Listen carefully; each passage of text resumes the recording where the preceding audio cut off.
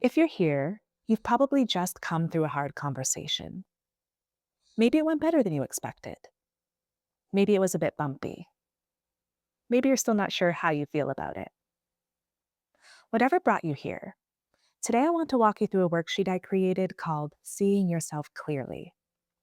It's designed for right after hard conversation, any hard conversation, not just the ones that went badly.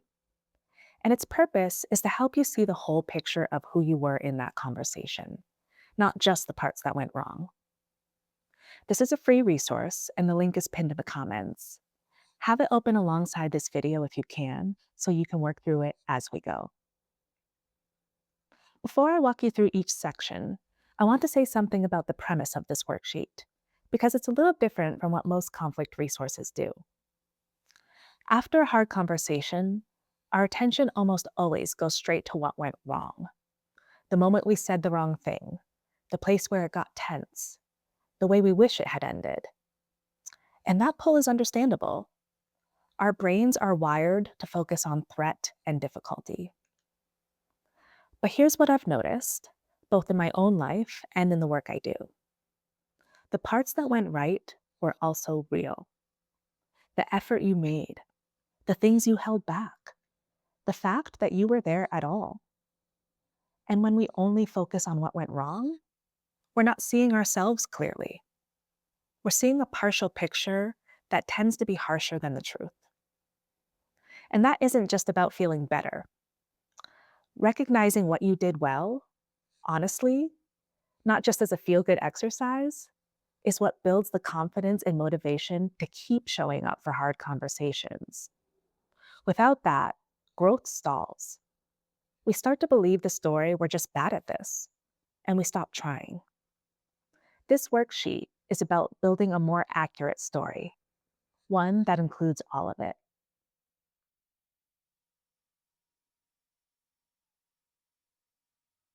The first section is brief and intentionally so. It's just about orienting yourself to the specific conversation you're reflecting on, who it was with, how it went overall, and how you're feeling about it now as you sit down to look at it. This part isn't asking you to rehash everything that happened. It's just grounding you in the conversation before you go deeper. Here's one of the prompts from this section. Take a moment to read it.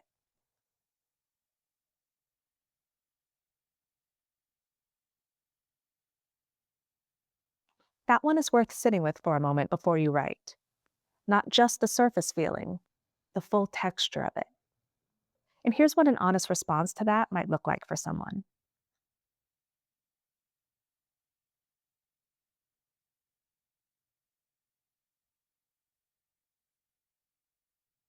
Notice that response holds multiple feelings at once.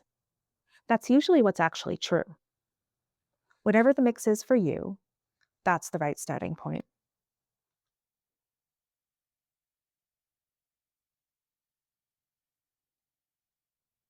Now that you've oriented yourself to the conversation, part two introduces the reference list.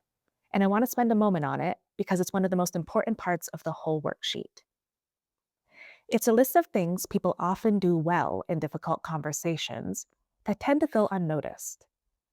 Things like staying in a hard conversation longer than you usually would, holding back something that would have escalated things, asking a question instead of just defending yourself, keeping the other person's dignity in mind even when you were hurt. The list is there because most of us have a very narrow definition of what doing well in conflict looks like. We think of things like maintaining eye contact or saying exactly the right thing at exactly the right moment. But the quieter things are often where the real effort lives. And we miss them because they don't fit our picture of what success is supposed to look like. So read through that list slowly, circle or check anything that feels even partially true about the conversation you just had. Be generous with yourself. If you tried to do something, even if it didn't fully work, let it count. Trying definitely counts. Then carry that expanded sense of what counts into the sections that follow.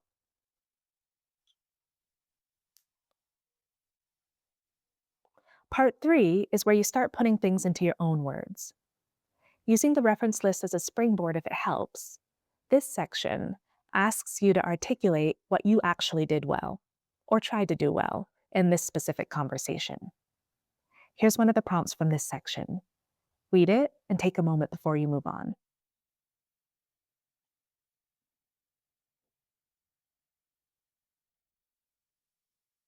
That phrase, even one that didn't fully land, is doing important work there. Because sometimes the most significant thing we do in hard conversation is a choice that nobody else even noticed, including us. Here's what that might look like when someone writes it out.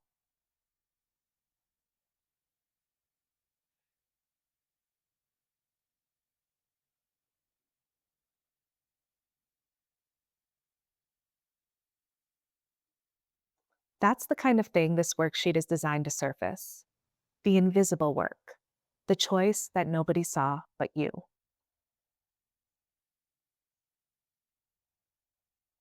Part 4 goes even deeper into that territory: the effort that wasn't visible, the things you held back, the small acts of care or courage that are easy to dismiss.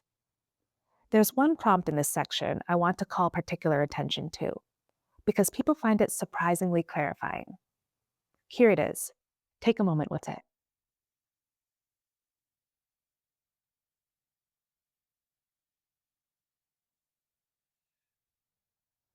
The reason that prompt matters is that most of us replay hard conversations through a very narrow and often harsh lens.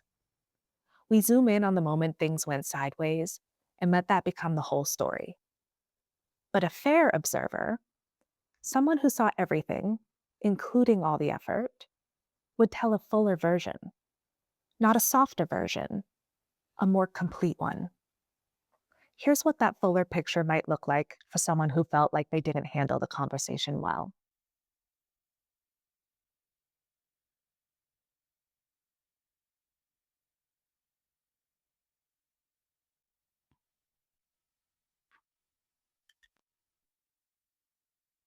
That response doesn't pretend the hard moment didn't happen.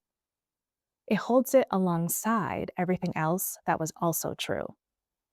That's the whole picture. That's what the prompt is asking you to find.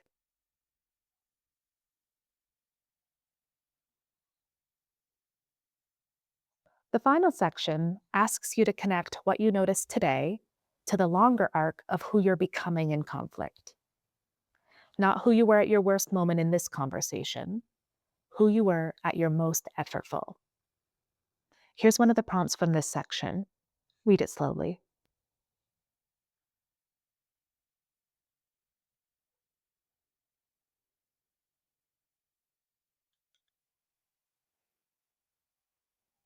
That sentence starter is worth paying attention to.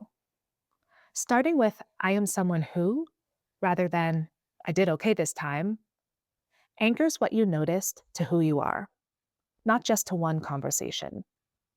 That's a different kind of knowing. Here's what that might sound like.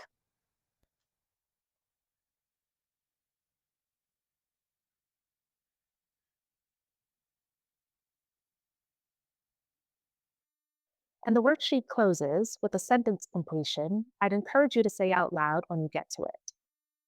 I showed up for this conversation, and that means blank. Fill in what's true for you, not what sounds good, what's actually true. And that's seeing yourself clearly. 5 sections designed to be worked through in about 15 to 30 minutes, ideally while the conversation is still relatively fresh, but honestly, anytime after it works. I want to leave you with something. You just did something hard. And the fact that you're here, willing to look at it honestly, is itself something worth noticing. Most people just move on, and you're doing something different. The link to download this worksheet for free is pinned in the comments.